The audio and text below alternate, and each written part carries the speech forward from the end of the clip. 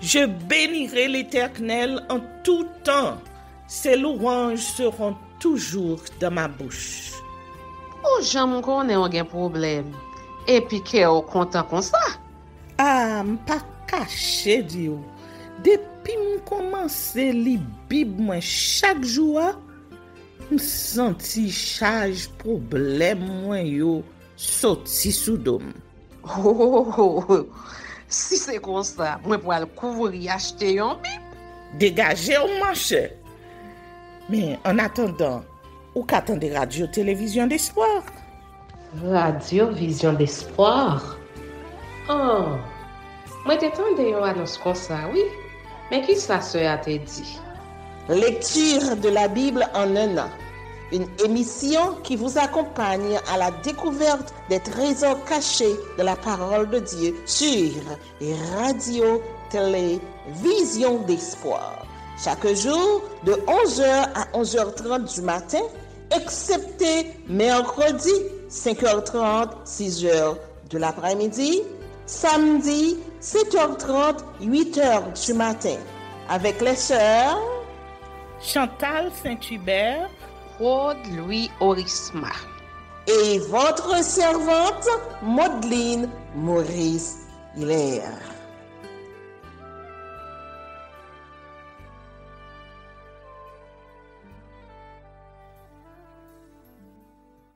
Saint-Esprit de Dieu, fais-nous la grâce de jouir de ta présence durant cette lecture qui enseigne, convainc, corrige, instruit et qui sauve. Au nom de Jésus. Amen. 2 Samuel chapitre 17. Achitophel dit à Absalom: laisse-moi choisir 12 000 hommes. Je me lèverai et je poursuivrai David cette nuit même. Je le surprendrai pendant qu'il est fatigué et que ses mains sont affaiblies. Je l'épouvanterai et tout le peuple qui est avec lui s'enfuira. Je frapperai le roi seul et je ramènerai à toi tout le peuple. La mort de l'homme à qui tu en veux assurera le retour de tous et tout le peuple sera en paix. Cette parole plut à Absalom et à tous les anciens d'Israël. Cependant, Absalom dit: appelez encore Ushaï l'Archien et que nous entendions aussi ce qu'il dira. Ushaï vint auprès d'Absalom et Absalom lui dit: voici comment a parlé Achitophel. Devons-nous faire ce qu'il a dit ou non? Parle, toi. Ushaï répondit à Absalom: pour cette fois, le conseil qu'a donné Achitophel n'est pas bon. Ushaï dit: tu connais la bravoure de ton père et de ses gens. Ils sont furieux comme le serait dans les champs une rousse à qui l'on aurait enlevé ses petits. Ton père est un homme de guerre et il ne passera pas la nuit avec le peuple. Voici maintenant, il est caché dans quelque fosse ou dans quelque autre lieu. Et si, dès le commencement, il en est qui tombent sous leur coup, on ne tardera pas à l'apprendre et l'on dira: il y a eu une défaite parmi le peuple qui suit Absalom. Alors, le plus vaillant, eût-il un cœur de lion, sera saisi d'épouvante, car tout Israël sait que ton père est un héros et qu'il a des braves avec lui. Je conseille donc que tout Israël se rassemble auprès de toi, depuis Dan jusqu'à Beersheba, multitude pareille au sable qui est sur le bord de la mer. Tu marcheras en personne au combat. Nous arriverons à lui en quelque lieu que nous le trouvions, et nous tomberons sur lui comme la rosée tombe sur le sol. Et pas un n'échappera, ni lui, ni aucun des hommes qui sont avec lui. S'il se retire dans une ville, tout Israël portera des cordes vers cette ville, et nous la traînerons au torrent jusqu'à ce qu'on n'en trouve plus une pierre. Absalom et tous les gens d'Israël dirent: le conseil de Ushaï l'Archien vaut mieux que le conseil d'Achitophel.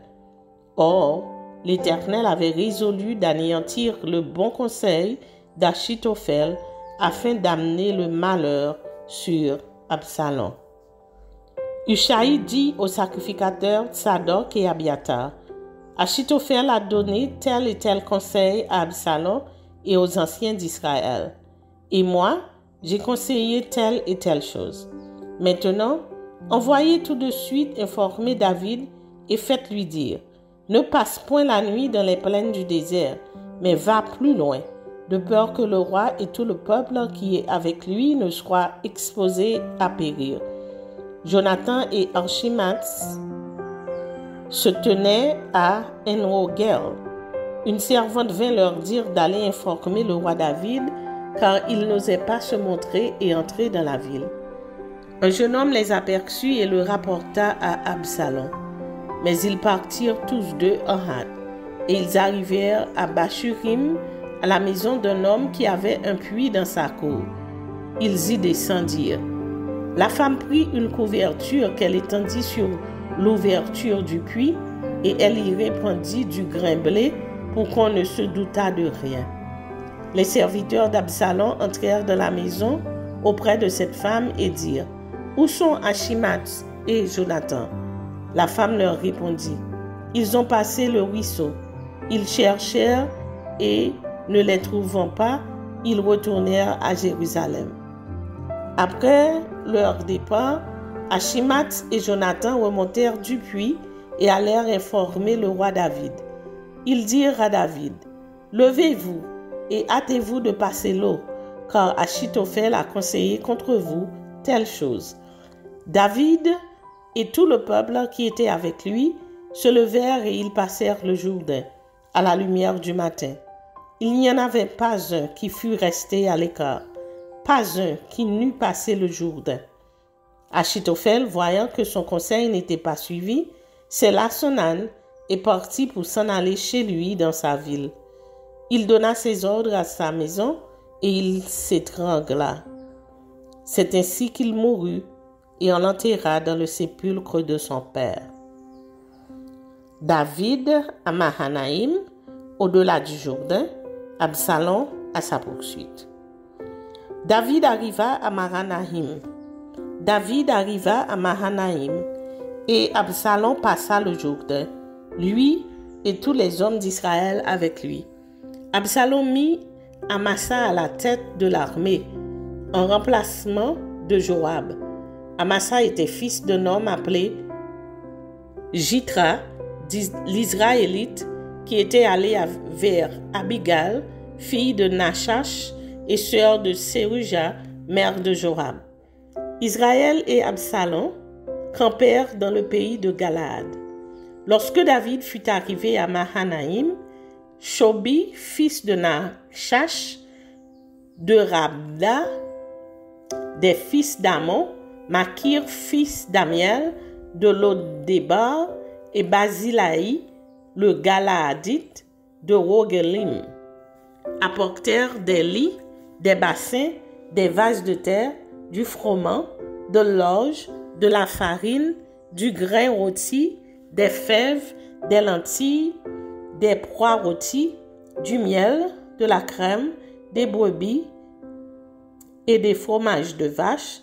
Ils apportèrent ces choses à David et au peuple qui était avec lui, afin qu'ils mangeassent, car ils disaient, « Ce peuple a dû souffrir de la faim, de la fatigue et de la soif dans le désert. »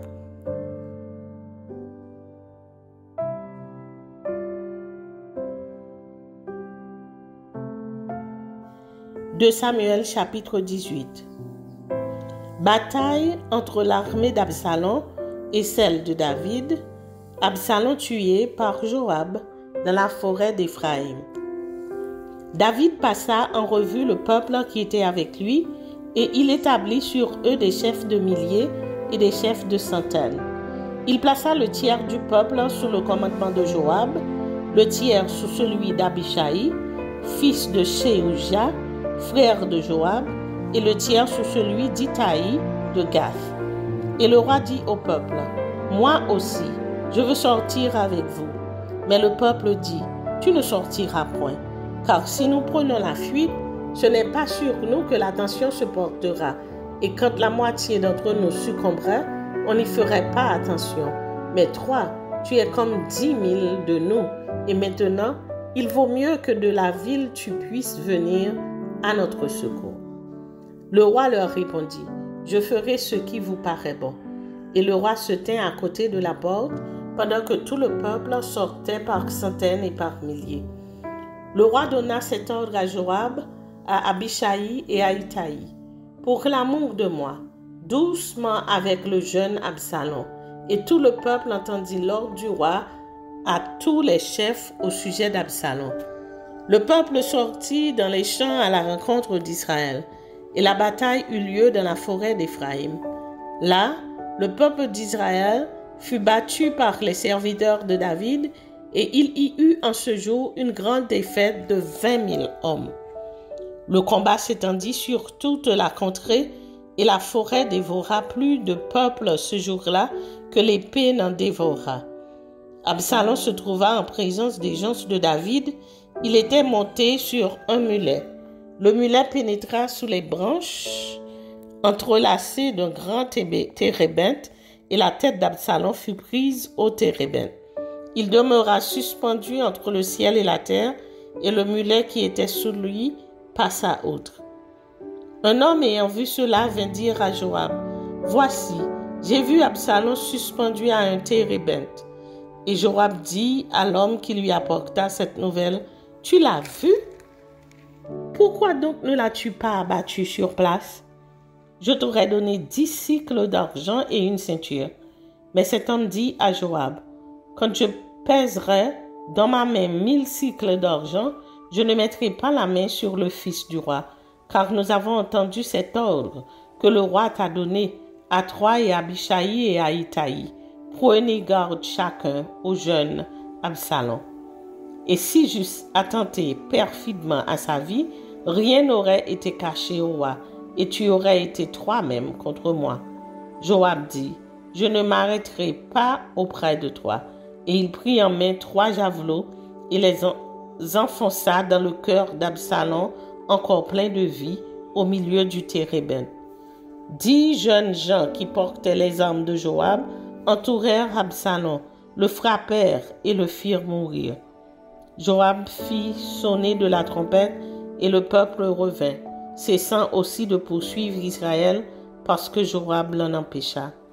Ils prirent Absalom, le jetèrent dans une grande fosse au milieu de la forêt et mirent sur lui un très grand monceau de pierre. Tout Israël s'enfuit, chacun dans sa tente. De son vivant, Absalom s'était fait ériger un monument dans la vallée du roi, car il disait, « Je n'ai point de fils par qui le souvenir de mon nom puisse être conservé. » Et il donna son propre nom au monument qu'on appelle encore aujourd'hui monument d'Absalom. Achimath, fils de Tsadok, dit, « Laisse-moi courir et porter au roi la bonne nouvelle que l'Éternel lui a rendu justice en le délivrant de la main de ses ennemis. » Joab lui dit, « Ce n'est pas toi qui dois porter aujourd'hui les nouvelles. Tu les porteras un autre jour, mais non aujourd'hui, puisque le fils du roi est mort. » Et Joab dit à Cushai, « Va et annonce au roi ce que tu as vu. » Cushi se prosterna devant Joab et courut. Achimath, fils de Tsadok, dit encore à Joab, « Quoi qu'il arrive, laisse-moi courir après Cushai. » Et Joab dit, « Pourquoi veux-tu courir, mon fils? Ce n'est pas un message qui te sera profitable. » « Quoi qu'il arrive, je veux courir, reprit Achimath. Et Joab lui dit, « Cours !» Achimath courut par le chemin de la plaine et il devança Cushi. David était assis entre les 2 portes. La sentinelle alla sur le toit de la porte vers la muraille. Elle leva les yeux et regarda. Et voici un homme courait tout seul. La sentinelle cria et avertit le roi. Le roi dit, « S'il est seul, il apporte des nouvelles. » Et cet homme arrivait toujours plus près. La sentinelle vit un autre homme qui courait. Elle cria au portier, « Voici un homme qui court tout seul. » Le roi dit, « Il apporte aussi des nouvelles. » La sentinelle dit, « La manière de courir du premier me paraît celle d'Achimath, fils de Tsadok. » Et le roi dit, « C'est un homme de bien. » et il apporte de bonnes nouvelles. Achimath cria et il dit au roi, « Tout va bien. » Il se prosterna devant le roi, la face contre terre, et dit, « Béni soit l'Éternel ton Dieu, qui a livré des hommes qui levaient la main contre le roi, mon Seigneur. » Le roi dit, « Le jeune Absalom est-il en bonne santé ?» Achimath répondit, « J'ai aperçu un grand tumulte au moment où Joab envoya le serviteur du roi et moi ton serviteur, mais je ne sais ce que c'était. » Et le roi dit, « Mets-toi là de côté. » Et Achimath se tint de côté. Aussitôt arriva Cushi, et il dit, « Que le roi mon seigneur apprenne la bonne nouvelle. Aujourd'hui l'Éternel t'a rendu justice en te délivrant de la main de tous ceux qui s'élevaient contre toi. » Le roi dit à Cushi, « Le jeune homme Absalom est-il en bonne santé ?» Cushi répondit, « Qu'il soit comme ce jeune homme, les ennemis du roi mon seigneur et tous ceux qui s'élèvent contre toi pour te faire du mal. » Alors le roi, saisi d'émotion, monta dans la chambre au-dessus de la porte et pleura. Il disait en marchant, « Mon fils Absalom, mon fils Absalom, que ne suis-je mort à ta place? Absalom, mon fils, mon fils. »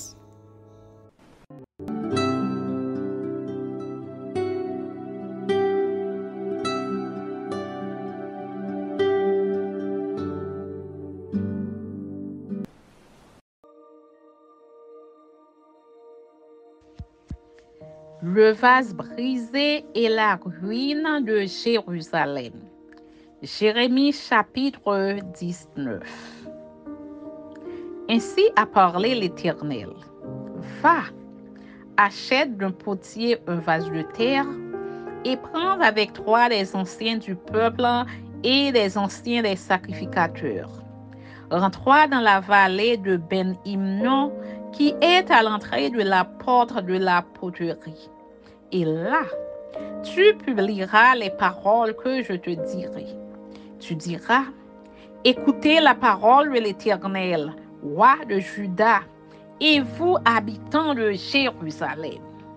Ainsi parle l'Éternel des armées, le Dieu d'Israël. Voici, je vais faire venir sur ce lieu un malheur qui étourdira les oreilles de quiconque en entendra parler. Ils m'ont abandonné, ils ont profané ce lieu, ils y ont offert de l'encens à d'autres dieux que ne connaissaient ni eux, ni leurs pères, ni les rois de Juda, et ils ont rempli ce lieu de sang innocent. Ils ont bâti des hauts lieux à Baal pour brûler leurs enfants au feu en holocauste à Baal. Ce que je n'avais ni ordonné ni prescrit, ce qui ne m'était point venu à la pensée. C'est pourquoi, voici, les jours viennent, dit l'Éternel, où ce lieu ne sera plus appelé Tophet et vallée de Ben-Himnon, mais où on l'appellera vallée du carnage. J'anéantirai dans ce lieu le conseil de Juda et de Jérusalem. Je les ferai tomber par l'épée devant leurs ennemis et par la main de ceux qui en veulent à leur vie. Je donnerai leurs cadavres en pâture aux oiseaux du ciel et aux bêtes de la terre. Je ferai de cette ville un objet de désolation et de moquerie.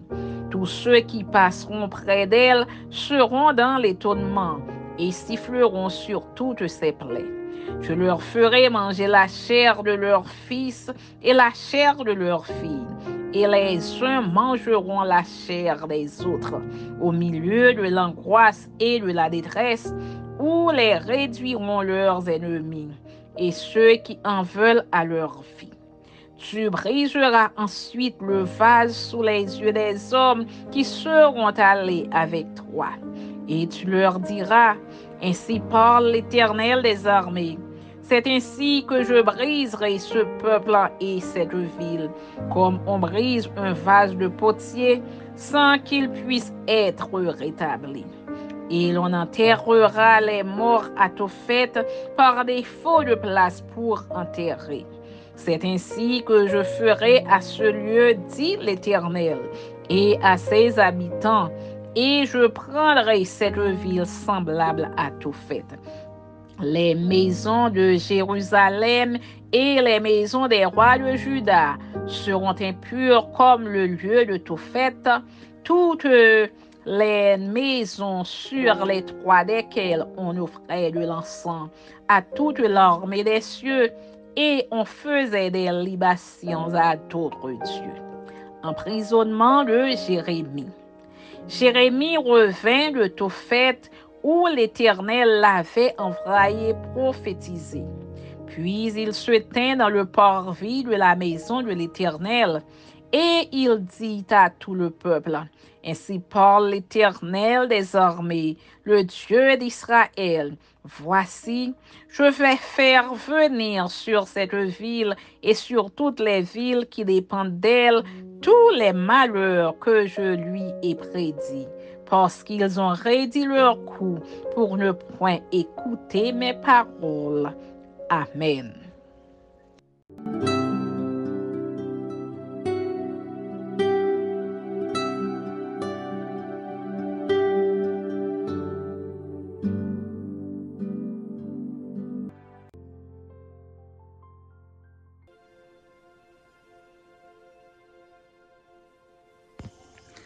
Tite, chapitre 3. Rappelle-leur d'être soumis aux magistrats et aux autorités, d'obéir, d'être prêts à toute bonne œuvre, de ne médire de personne, d'être pacifique, modéré, plein de douceur envers tous les hommes.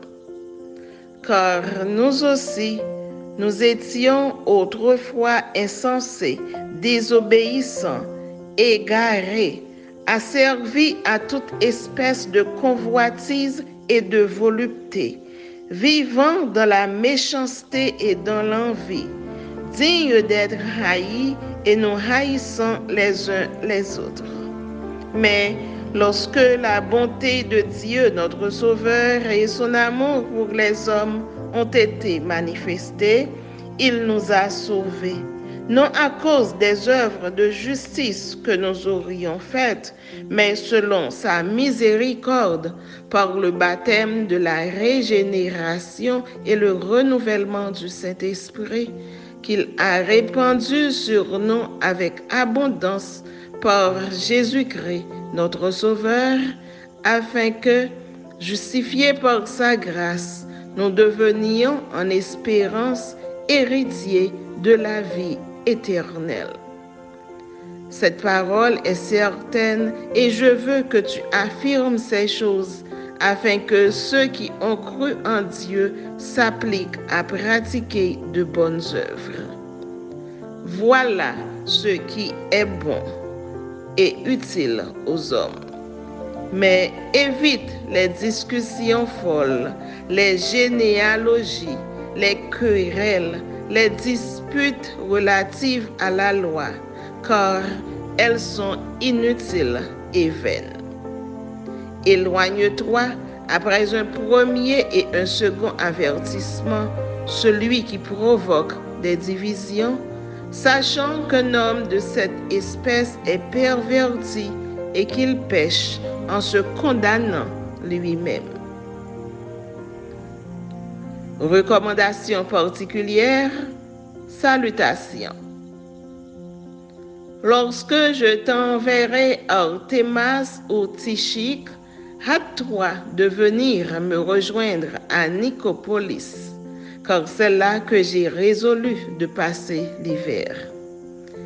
Aie soin de pourvoir au voyage de Zénas, le docteur de la loi, et d'Apollos, en sorte que rien ne leur manque. Il faut que les nôtres aussi apprennent à pratiquer de bonnes œuvres pour subvenir aux besoins pressants afin qu'ils ne soient pas sans produire des fruits. Tous ceux qui sont avec moi te saluent. Salue ceux qui nous aiment dans la foi.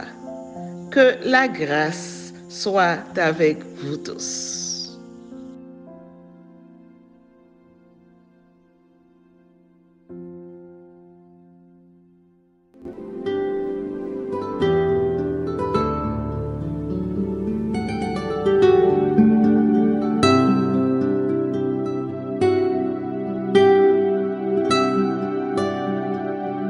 Merci Seigneur de nous donner le discernement dans la lecture de ta parole, que nous y prêtions attention afin d'appliquer notre cœur à la sagesse. Amen.